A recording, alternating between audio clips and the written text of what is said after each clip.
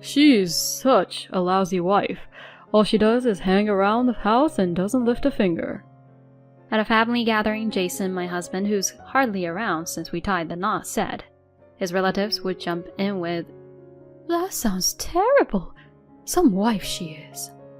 Feeling backed up, he even added, "She can't cook to save her life and the house is always a mess. Makes me not want to come home." That really got me. "After the way you treat me, you have the nerve to say that in public?"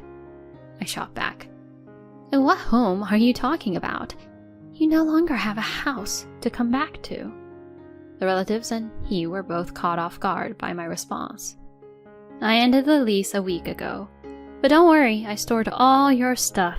Guess you wouldn't know since you're hardly ever home." "You did what?" he gasped. His dad jumped in. "Hold on, what's happening here?" Jason was in for a rough time. "My name's Susie, and I'm a 32-year-old married lady. My folks own a mid-sized factory. Dad's the big boss, and Mom manages some of the part-timers.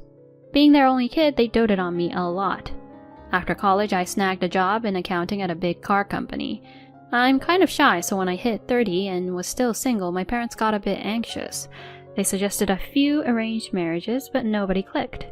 Just as I was about to call it quits, Dad introduced me to the son of a business buddy. Out of respect, I decided to meet him. That's how I met Jason, who'd be my future husband. He was involved in his dad's business, but at a different company. I was charmed by his manners and sweet smile. Turns out he felt the same and invited me out. After a few dates, he popped the question within 6 months.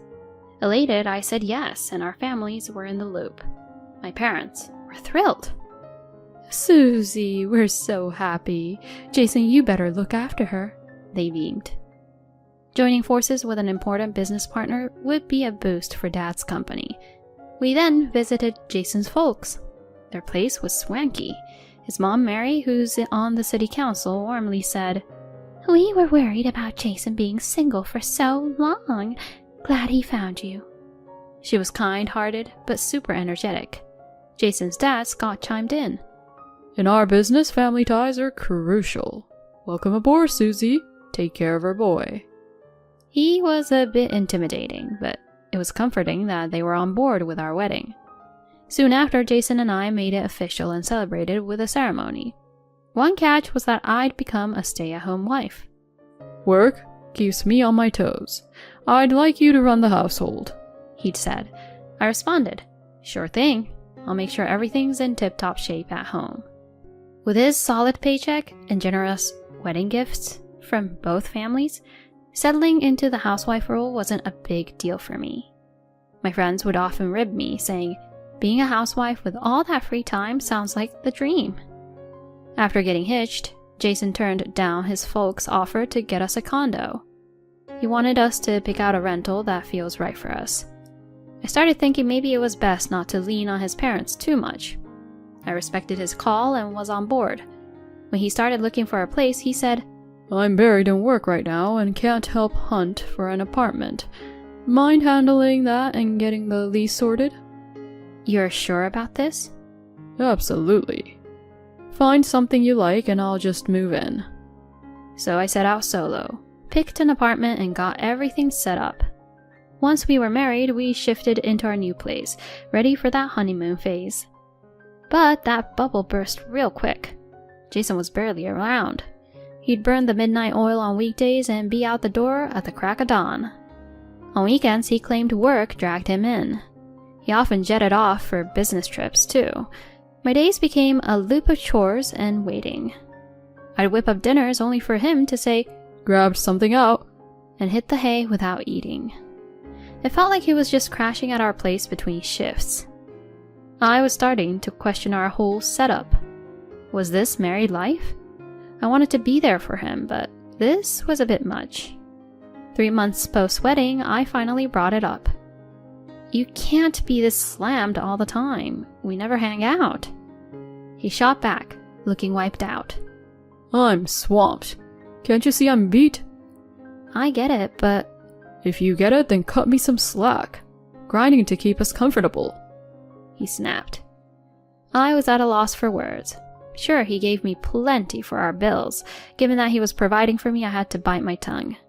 Christmas was around the corner, so I asked, "Got any family stuff for Christmas? Shouldn't we swing by your folks' place?" No, I'll be working, and they're usually traveling. You positive? I told you, it's all good. Sent them their gifts and cards already.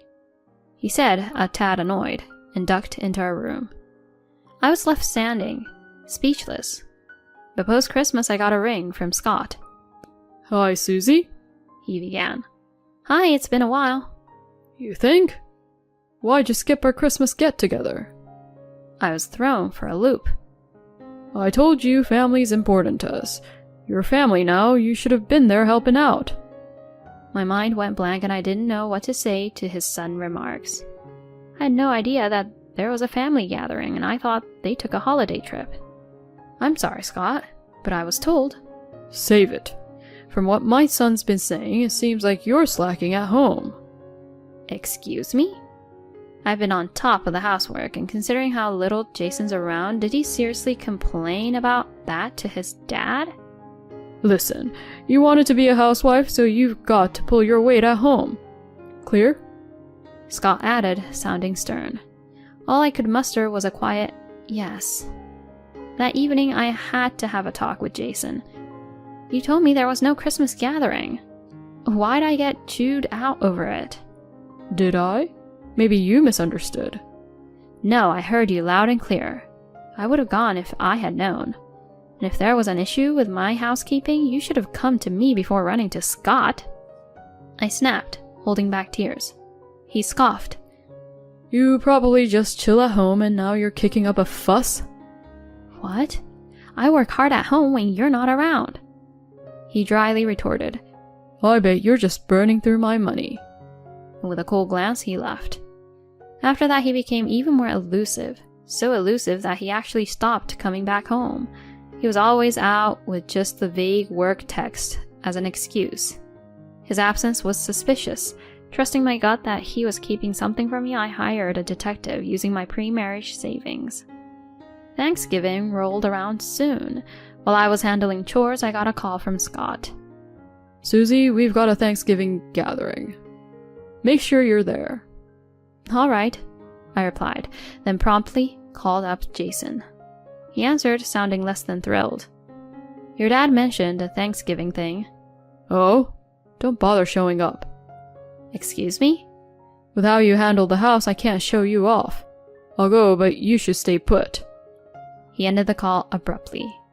A few days later, there I was, outside his parents' place, hearing the lively chatter of a family event. I rang the doorbell and a surprised Mary met me. Didn't expect to see you.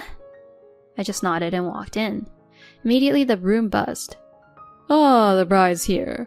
Heard you're not big on housekeeping. Been a minute since we last saw you. Scott shot me a disapproving look. Jason, mingling with the family, looked floored to see me and quickly averted his eyes. As I assisted Mary in the kitchen, I overheard Jason's conversation in the living room. How's married life, Jason? Uncle, you're looking right at it. What's that supposed to mean? She's such a lousy wife. All she does is hang around the house and doesn't lift a finger.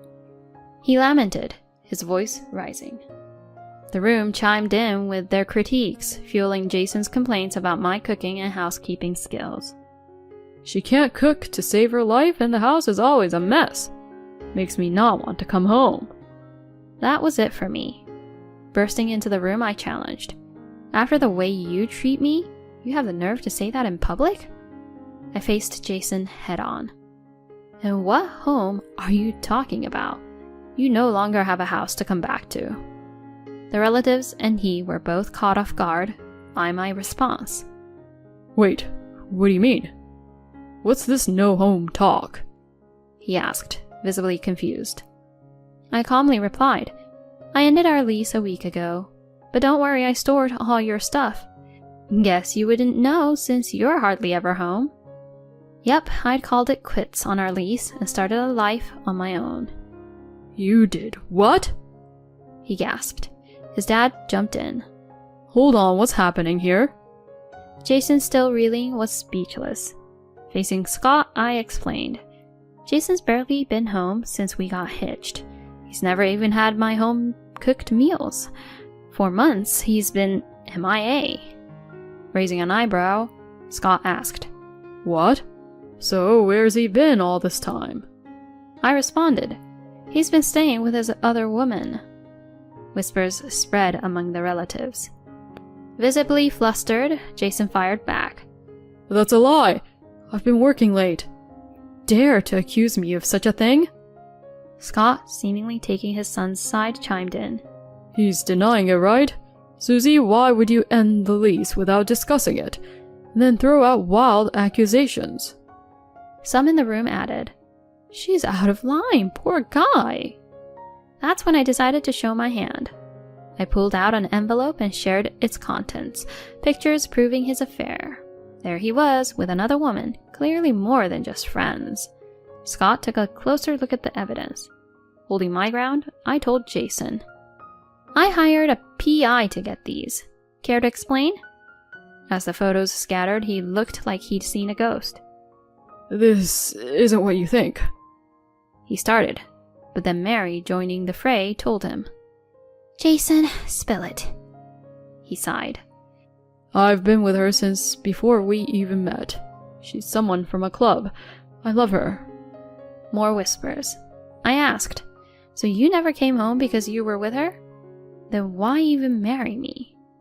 My parents would never have approved of her. Marrying you, a subcontractor's daughter, seemed the right move. Fuming, I continued. Why tarnish my name to Scott and the relatives? Easier divorce. I wanted her, not you. Just needed a plausible reason. As I was about to retort, Mary slapped him. Mom! He cried out. She yelled back. How could you do this to Susie and to our family? Scott stood. You're a disgrace to our family. You're cut off, Jason. What? What about the company? You? Take over? Don't even think about it. Say sorry to Susie. He then pleaded. Please, help me out here. I countered. No way, we're done. And I expect a big payout. Have fun with your girlfriend, you jerk.